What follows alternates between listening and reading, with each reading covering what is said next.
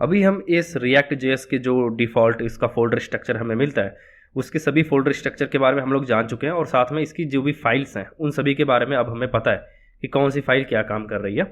अब हम app.js के बारे में थोड़ा सा और हम लोग डीप जाते हैं। हम लोग क्या करते हैं कि जो ये हमें कोड अभी हमें यहाँ पर दिख रहा है, जैसे कि आप हमें इस टाइप का कोड हमें देखने को मिल रहा है, इस कोड को हम थोड़ा सा मैनिपुलेट करते हैं अपने हिसाब से। तो हम लोग क्या करते हैं कि इस कोड को यहाँ से हटाते हैं और हम लोग यहाँ पर सिंपल एक h1 टैग के अंदर हम लोग डालते हैं रिएक्ट जेएस करके, ठीक है। और हम इसको करते हैं यहाँ पर सेव। जैसे ही हम लोग सेव करते हैं वैसे ही अगर हम ब्राउज़र पे चलें तो यहाँ पर अगर मैं इसको यहाँ से रिफ्रेश करता हूँ एक बार, वैसे ही ऑटोमेटिकली हो जाना चाहिए था। अभी देखिए यहाँ पर कंपाइल हो रहा है, कुछ वार्निंग दे रहा है। एक बार वार्निंग को देख लेते हैं कि वार्निंग किस चीज़ की है। तो यहाँ पर ये दिखा रहा है कि लोगो डिफाइन किया गया बट कभी यूज़ नहीं हुआ है ना।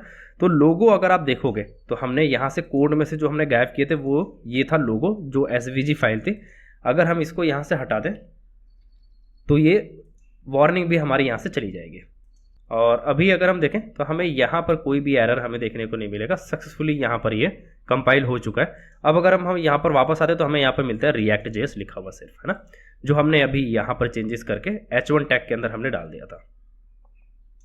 ओके, देखिए कंपोनेंट दो तरीके के होते हैं, एक तो आपका क्लास बेस्ड कंपोनेंट होता है और एक फंक्शन बेस्ड कंपोनेंट होता है। तो यहाँ पर जो आप देख रहे हो वो एक फंक्शन है जो रिटर्न कर रहा है यहाँ पर ये कुछ चीज़ है, इसको हम बोलते हैं फंक्शन बेस्ड कंपोनेंट, है ना।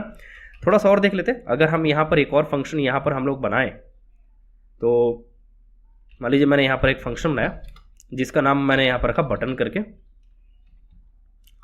और यहाँ से मैं रिटर्न कर रहा हूँ HTML, है ना। तो मैंने यहाँ पर लिखा कि बटन टाइप बटन, है ना, और यहाँ पर मैंने कुछ लिख दिया बटन करके, है ना, या क्लिक में करके। अब हमारा ये एक कंपोनेंट बन गया जो हमारा यहाँ पर बटन है, ठीक है, ये चीज़। अब मैं इस बटन को यहाँ पर यूज़ कर सकता हूँ। तो अब अगर मैं चाहूँ यहाँ पर तो मैं यहाँ पर लिखूँगा बटन करके इस तरीके से, है ना। तो यहाँ पर अगर मैं थोड़ा सा दिखाऊँ आपको तो ये देखिए यहाँ पर बटन है और वही सेम चीज़ हमने यहाँ पर भी लिखी हुई है बटन, है ना। अब अगर मैं इसको यहाँ पर सेव करता हूँ, ठीक है, और मैं वापस से यहाँ पर आता हूँ तो यहाँ देखिए क्लिक मी करके मुझे यहाँ पर मिल रहा है। अब मैं इसको यहाँ पर क्लिक भी कर सकता हूँ। ये जो हमारा बटन है ये एक फंक्शन है ना। तो यहाँ पर जो हमारा कंपोनेंट होता है, कंपोनेंट का मतलब क्या हो गया कि एक ऐसा फंक्शन जिसके अंदर से हम HTML रिटर्न कर सकते हैं, ठीक है। अब अगर मैं चाहूँ तो इस बटन को मैं यहाँ पे 2-3 बार यहाँ पे यूज़ कर सकता हूँ।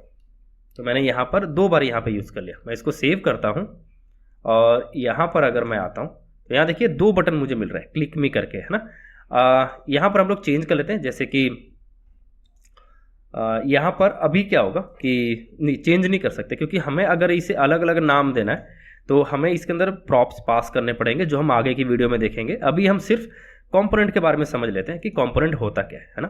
तो यहाँ पर जो अपने पास एक कंपोनेंट है वो एक फंक्शन है जिसके अंदर से हम लोग एक डिव यहाँ से रिटर्न कर रहे हैं, एक बटन, सॉरी। अब अगर मैं एक और बटन यहाँ से रिटर्न करना चाहता हूँ, या मान लीजिए मैं यहाँ से एक p टैग रिटर्न करना चाहता हूँ और मैं यहाँ पर लिखना चाहता हूँ कि भाई दिस इज पैराग्राफ टैग, इस तरीके से, तो ये हमें एरर दे रहा है। अभी हमें VS कोड ही एरर दे रहा है, इसलिए दे रहा है बिकॉज आप मल्टीपल यहाँ पर जो डिव है या मल्टीपल जो टैग्स है वो आप रिटर्न नहीं कर सकते। तो इसको आपको या तो एक डिव में डालना पड़ेगा इस तरीके से, और इन दोनों को उठा करके इसके अंदर आपको लेके जाना पड़ेगा। यानी कि पेरेंट में एक आपका डिव होना चाहिए, है ना, टॉप लेवल पे सिर्फ एक ही होना चाहिए। कोई भी एक टैग लिखो, उसके अंदर आप मल्टीपल टैग्स आप यहाँ पर लिख सकते हो, है ना। आप इसको सेव करें, यहाँ पर आते हैं हम लोग और देखिए यहाँ पर आ रहा है this is a paragraph tag click me और this is a paragraph tag click me करके। अगर आप देखोगे तो इस फाइल के अंदर app.js के अंदर मेरे पास 2 फंक्शन है, एक तो ये फंक्शन है और दूसरा हमारा ऐप का फंक्शन है।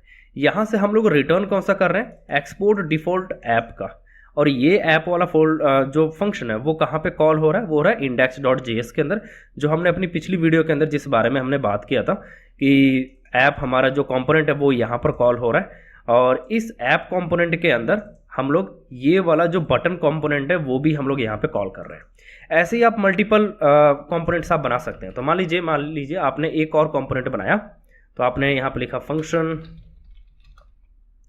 और कंपोनेंट का नाम आपने रखा मान लीजिए यहाँ पर कार्ड करके, ठीक है। यहाँ से अब आप रिटर्न कर सकते हो कोई भी HTML। तो मान लीजिए आपने यहाँ पे एक div लिखा और यहाँ पे आपने लिखा भाई कार्ड, है ना, ये आपका कार्ड है। अब ये जो कार्ड कंपोनेंट आपने बनाया, अब आप इसको यहाँ पर यूज़ कर सकते हो। आप यहाँ पर सिंपल लिखोगे कार्ड इस तरीके से, है ना, जो आपने यहाँ पर कार्ड नाम से आपने बनाया हुआ है। ओके, इसको कैपिटल कर लेते हैं। तो अब देखिए, अब ये इसका कलर चेंज हो गया और अब ये सेम आपको दिख रहा है इसी तरीके से। आप इसको सेव करें, यहाँ पर आए, आप इसको रिफ्रेश करें, ये देखिए कार्ड नाम से आपको यहाँ पर दिखाई दे रहा है कि एक आपने कंपोनेंट यहाँ पे बनाया हुआ है कार्ड के लिए।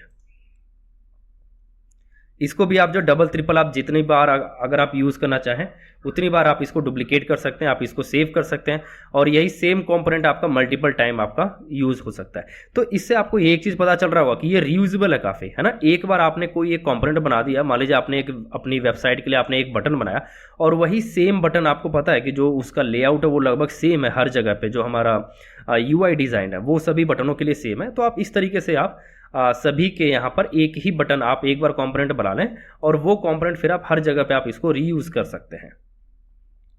अब यहाँ पर आपने एक फंक्शन कंपोनेंट देखा, ऐसे ही आपका क्लास बेस्ड कंपोनेंट भी होता है, तो उसके बारे में हम लोग अगली वीडियो में देखते हैं।